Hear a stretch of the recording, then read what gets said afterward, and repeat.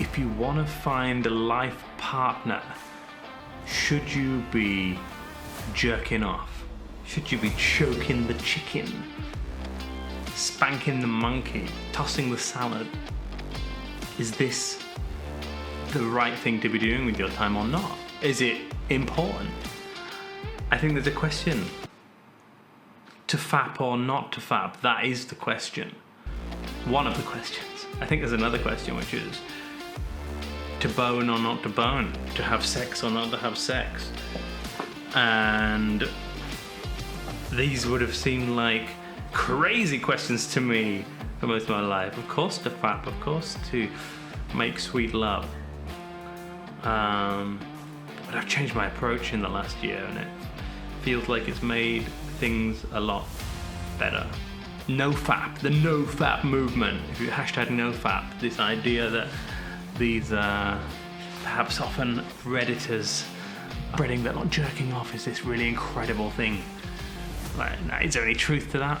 My experience is that when I don't release my load, this is like a weird thing to talk about, and it definitely like it feels like an edgy thing to talk about. I just want to name that explicitly, and I think that's something one can do in any challenging conversation. It's like make explicit the thing which is not being spoken. It's like, okay, this is the weird thing to talk about. I feel a bit it's taken me some time to build up to having this conversation on my channel. I don't know who's going to watch this, but I want to cultivate the spirit of like, I love myself. I respect the decisions I make about my life, and I'm going to be happy being open about the choices I make in my life, because if someone watching this video doesn't like that, that's not my problem. If someone I know doesn't like my choices, that's not my problem. I want to be open about who I am, and people can choose what they think about that, and that's fine. If people don't like our own choices, that is welcomed. But I'm going to welcome my own decisions. And so I'm going to talk about masturbation, and I'm going to talk about sex. And we'll see where we get with this. There's a question of masturbation, not masturbation. There's a question of having sex, not having sex. And so what happens? What happens with these different things? What I find is not ejaculating from masturbation for prolonged periods, multiple days, which for most of my life would have been a very prolonged period. That leads to a change in my attitude to life. And that seems like a really strong statement, but I know this is true because it builds this fire in me to find a woman, if I'm being straight up about it. But the way that comes out in my life is it leads me to be more socially energized, to feel an ease with extroversion and a desire to get out there. And I just think that's, for me, and I think for most of us, it's healthy if we can feel a non-coercive energy to go and meet other people, and then when with other people to show ourselves openly and with fun. That's great, and that all gets amplified in me when I'm no fapping. There's a flip side though, or there's a point at which like, whoa, the no fap is rolling strong, and that leads to this real increase in sexual desire. And that leads me to the other question of like whether or not to have sex and who to have sex with. Well, what do I want? What I want right now, and maybe what some of you want, is a partner, is like a romantic partner, a girlfriend, a boyfriend, a relationship.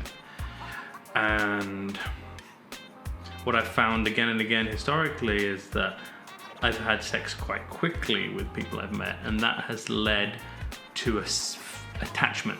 Attachment forms when there is sex. I think this is true for almost everybody.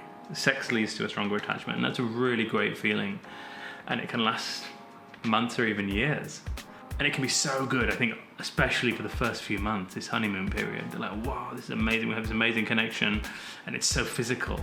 When that physical excitement has been there for a while, the other questions of compatibility and connection begin to emerge more clearly, and then it can become apparent that, oh, perhaps we weren't as good a match as I had led myself to believe. And I find that escalating physically early on blinds me to being able to answer the question clearly of whether or not the person I'm with is compatible for me.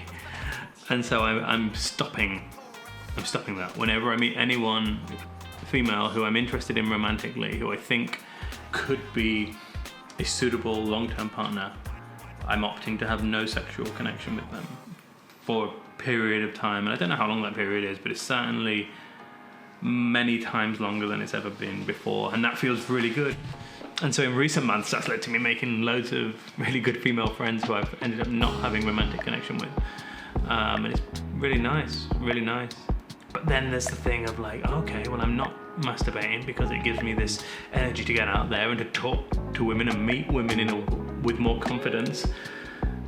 But like, really want to have sex because this energy inside me is just so strong at times. And then it's a question of, okay, what to do with this? Do we choose then to just be with that energy? Well, for me, I find sometimes it's uncontrollable. It just has to be released. There are ways to manage that, I think. There's like 3 options. One is don't sexually release, but do something else with that energy. And I think that for me has to involve physical movement, so I get out of a space where I'm able to have the freedom to have the sexual release. Go to an event, play some music, be with friends, go swimming, take a shower, just change context. And then the urge can fade away. But the urge can be so strong that it's really tough to do that sometimes. And so the other option is to like, okay, so I will masturbate, but less frequently. And that's something I've been doing. And I've found that when I do that, that energy of the nofap dies for probably between 1 to 3 days. And I really miss it. I feel less alive. I feel less motivated to do a lot of things. Less motivated for connection, less motivated for other things. I don't think it's like hugely demotivating for life, but it certainly like reduces the energy, the activation energy to get out there and meet a potential partner. And I think such an important part of life, like the partner we end up with, and having that person who is, if we can build a healthy, supportive, collaborative relationship where the two people, if it's a 2-person relationship, where they do support one another, that's so powerful. That I want that, and I know how beautiful that's been in the past. And so having that energy is just such a wonderful thing for me.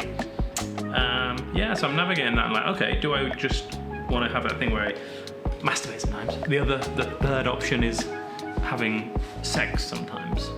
And I do not want to be having sex with people early on who I want to have a relationship with. I do not want to be having sex with people who are going to get emotionally hurt by having sex with them. And so this leads me to that question, like, okay, how do I go about having sex, and do I want sex?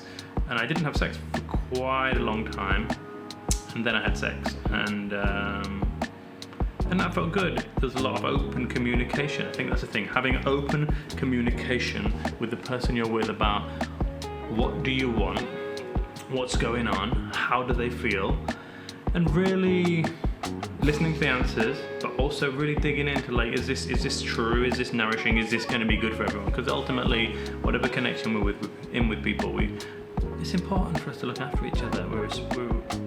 We're navigating this world together, and as much as we have these powerful, emotional, sexual, sensual, relational urges and desires, we can navigate them within ourselves, and we can support one another in navigating them within the other person and between each other. What's your relationship to masturbation? Drop a fap in the comments. No, I don't know how to even what to ask about this, because I know it's such a vulnerable thing for people to talk about. So yeah, curious if anything I've spoken about here resonates. I'm not sure what my relationship this is going to be going forwards. My ideal situation is I find a partner and we have a great connection, and eventually we decide we're safe enough that like we've built enough of a connection and an understanding of compatibility and connection, and that's sustainable without the physical, that then the physical can be added.